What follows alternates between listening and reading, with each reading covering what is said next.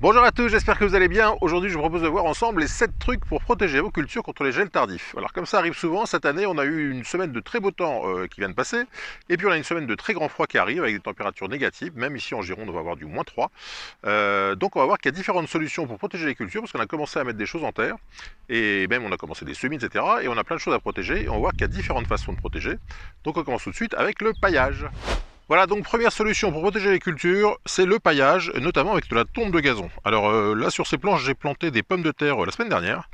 Alors les pommes de terre, ça craint pas forcément vraiment le froid si on les enterre assez profond. Mais disons qu'en sécurité, on peut pailler ce genre de culture avec un mélange de tonte et puis les dernières feuilles qui restaient sur les pelouses de l'hiver. Et l'avantage, c'est donc on fait une petite zone de chaleur en couverture qui fera pas de mal au plant de pommes de terre qu'on a, au tubercule qu'on a planté. Et d'autre part, cette tonte de gazon, en se décomposant, va libérer de l'azote et donc enrichir la culture de pommes de terre qui arrive. Donc on fait d'une pierre deux coups, on protège les jeunes pommes de terre qu'on a plantées du froid et on fournit une bonne dose d'azote qui va nourrir la culture derrière. Donc première solution, le paillage. Alors ça peut être du gazon, ça peut être du foin, de la paille, enfin ce que vous avez, hein. Le tout c'est de protéger, de mettre une zone de protection entre le gel et les cultures. Deuxième solution pour protéger les cultures, c'est le voile d'hivernage. Alors vous savez qu'il y a deux types de voiles, il y a du P17 et du P30, la différence c'est le grammage du textile. Et le voile d'hivernage, ça peut être intéressant pour protéger les fleurs, là par exemple sur les fèves. Vous voyez que j'ai quand même pas mal de fleurs qui sont sorties, qui sont là, et qui vont prendre, si elles prennent le gel dans 2 jours, au lieu de donner des fèves, elles ne donneront rien du tout, elles vont cramer. Et je serai obligé d'attendre la prochaine pousse de l'étage suivant. Vous savez que les fèves ça pousse en étage. Et donc toutes ces fleurs qui sont là, qui sont très jolies aujourd'hui, si je ne fais rien, elles seront perdues, ça ne donnera pas de fèves. Donc la solution, c'est de mettre en place des arceaux que j'ai pas encore mis parce que j'ai encore 2 jours.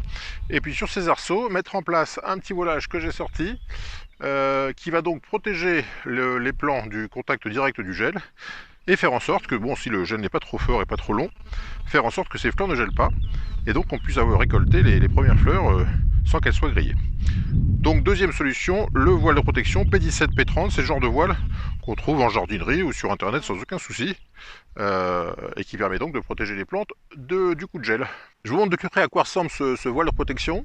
Donc idéalement c'est du P30, si vous n'avez pas eu le temps d'aller chercher ce genre de voile en jardinerie ou sur internet, si vous avez un vieux drap, un vieux textile quel qu'il soit, que vous pouvez mettre en couverture, ça sera toujours mieux que rien.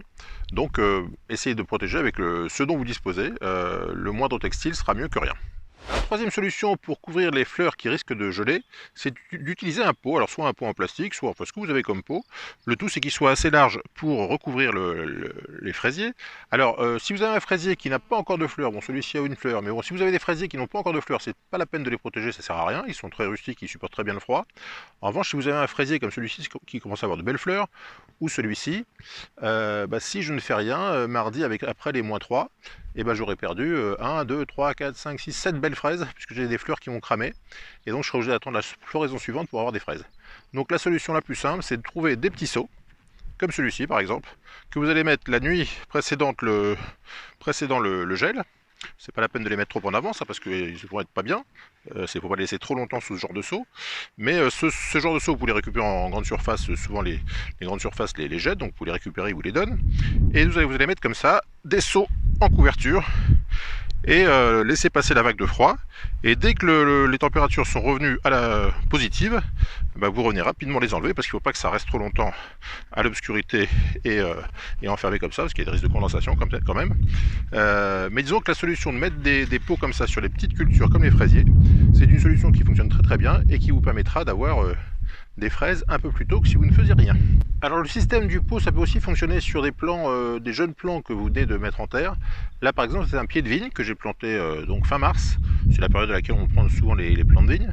Mais les plants de vigne c'est pareil, ils n'aiment pas les températures négatives et puis les petits bourgeons qui commencent à pointer. Bon, celui-ci on peut encore aussi un petit peu démarrer derrière. Mais les bourgeons qui ont commencé à sortir, s'ils prennent -3, ils vont pas aimer. Donc pareil, vous pouvez pousser un peu le piquet, mettre le pot par-dessus, et vous voyez que, faut trouver le pot qui fait la bonne dimension, mais vous voyez que le pot va recouvrir le pied de vigne pendant la nuit du gel, et donc va empêcher que ça gèle. Alors éventuellement vous pouvez même rajouter une couverture, quelque chose de chaud sur le pot en plastique, pour réchauffer encore plus. Mais en laissant le pot comme ça pendant les quelques heures de gel, vous allez bien protéger les jeunes bourgeons et faire en sorte qu'ils puissent redémarrer dès que le gel sera passé. Alors quatrième solution, si vous avez des jeunes semis comme ces carottes par exemple qui ont commencé à lever, qui vont pas elles non plus apprécier les -3 de mardi, vous pouvez les recouvrir avec soit du polystyrène, soit du carton. Par exemple, ici je peux prendre ce polystyrène et positionner comme ça. Alors je vais peut-être en écraser une ou deux, mais c'est pas trop grave. Et puis comme ça, soit vous avez trouvé des cartons en magasin, soit vous faites des solutions de protection qui vont recouvrir un petit peu. Et puis par-dessus, éventuellement, je peux mettre une couverture sur les polystyrènes, c'est pas gênant. Et là encore, cette protection temporaire va permettre que l'humidité ne tombe pas directement sur les jeunes semis et maintenir une petite température, même si elle est à 1 degré ou 2 degrés, ça suffira. Et ça empêchera que les jeunes semis crament sous les -3. Donc quatrième solution, le bac polystyrène, le carton. Éventuellement, si vous n'avez pas de carton surélevé, vous pouvez mettre des parpaings. Et là, on voit que c'est pour ça que je vous parle de mettre une couverture. C'est parce qu'on voit qu'au moindre coup de vent, ça s'envole. Alors que si vous mettez une couverture par-dessus, ou un poids, quel qu'il soit, la couverture, le bac restera en position. Donc voilà pour la quatrième solution, le bac polystyrène ou le carton. Cinquième solution, si vous n'avez ni caissette ni carton, vous pouvez aussi utiliser une palette. Alors le problème de la palette, c'est que vous avez plus de portance sur le sol et donc plus de risque d'abîmer les cultures, mais vous pouvez éventuellement découper la palette pour n'utiliser qu'un minimum de contact avec le sol.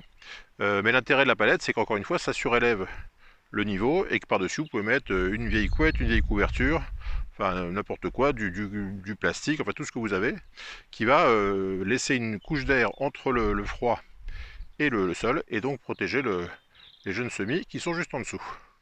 Sixième solution, si vous avez des fruitiers qui ont commencé à fleurir, vous savez que si les fleurs gèlent, les fruits ne seront jamais là, puisque la fleur c'est le début du fruit.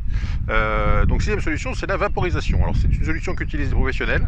La nuit, enfin le matin précédent le gel, enfin si on sait qu'on a un gel par exemple à 7 h du matin, avec les prévisions météo, on va pulvériser 1 ou 2 heures avant, même une petite heure avant, les arbres en fleurs avec un vaporisateur, avec de l'eau. Il y a donc une couche de gel qui se forme sur les petites fleurs qui viennent d'apparaître, et cette couche de gel protège la fleur elle ne brûle pas en fait, elle reste, le gel la conserve à 0 degré et donc elle ne brûle pas. Donc si vous avez des arbres en fleurs et que vous voulez vraiment avoir des fruits qui ne soient pas grillés par le gel, un petit coup de vaporisateur, il faut se lever de bonne heure, un petit coup de vaporisateur et vous avez de bonnes chances de protéger les futurs fruits du grillage par le froid. Septième et dernière solution pour protéger les plantes des gels tardifs de printemps, c'est la caissette, c'est de rentrer les caissettes en intérieur. Si vous savez qu'il va faire des températures très négatives dans la nuit de lundi à mardi, lundi soir vous rentrez les caissettes à l'intérieur, elles passeront la nuit à 20 degrés chez vous tranquillement, et puis vous les ressortirez mardi matin quand les températures seront repassées au-dessus de zéro. Donc là c'est de l'ail, l'ail on peut le laisser dehors, il craint pas le gel, mais en revanche il y a d'autres cultures qui sont beaucoup moins rustiques, et que là, vous aurez tout intérêt à rentrer à l'intérieur. Voilà, là on a un autre exemple avec des radis et des salades. Alors ce sont des plantes qui pourraient supporter les -3 sans trop de soucis, mais plutôt que de leur faire un petit stress, bloquer un peu leur croissance pendant quelques heures, je vais rentrer ces caissettes lundi soir, et puis je les sortirai mardi matin, quand les températures seront repassées au-dessus de zéro. Alors évidemment, si comme moi, vous faites profiter vos jeunes semis, vos jeunes plants du soleil qu'on a encore pour le week-end, vous les laissez dehors tant qu'il fait beau. Là, il doit faire 12-13 degrés, c'est formidable, il y a du soleil et il profite au maximum. Et évidemment, encore une fois, lundi soir, tout ça va rentrer à l'intérieur, tranquillement. Et si on a 3 ou 4 jours de mauvais temps, en fonction de la luminosité et de la température, on verra si ces plants ressortent ou s'ils restent sous les lampes LED sous lesquelles ils ont commencé à pousser. Voilà donc pour les conseils pour protéger vos plantes des gels tardifs. Alors dernière chose, si vous avez une serre, ne pensez pas que le simple fait de mettre les plantes sous la serre vont les protéger. Souvent sous la serre il n'y a pas un gros écart de température entre sous la serre et l'extérieur. La serre ça sert à protéger surtout du vent, un peu du froid, un peu de l'humidité, mais il n'y a pas une différence de température énorme. Donc si vous avez une serre, il faut aussi protéger à l'intérieur de la serre. Donc par exemple mettre les plants sous châssis, sous voilage, etc. à l'intérieur de la serre. Mais faites gaffe à ne pas vous laisser avoir en disant j'ai les plants sous la serre, je suis tranquille. S'il fait -3 dehors, il fera peut-être -2 sous la serre. Donc il y a certains plants qui n'apprécieront pas du tout. Voilà, c'est tout pour aujourd'hui. Si vous avez apprécié cette vidéo, n'hésitez pas à mettre un petit pouce bleu. Si vous avez des questions, des commentaires, c'est juste en dessous. Si vous avez des trucs à vous pour protéger les plants des gels, n'hésitez pas à nous mettre en commentaire. Et puis, si vous n'êtes toujours pas abonné, je compte sur vous pour nous rejoindre très vite. A très bientôt pour de nouvelles aventures. Bye bye.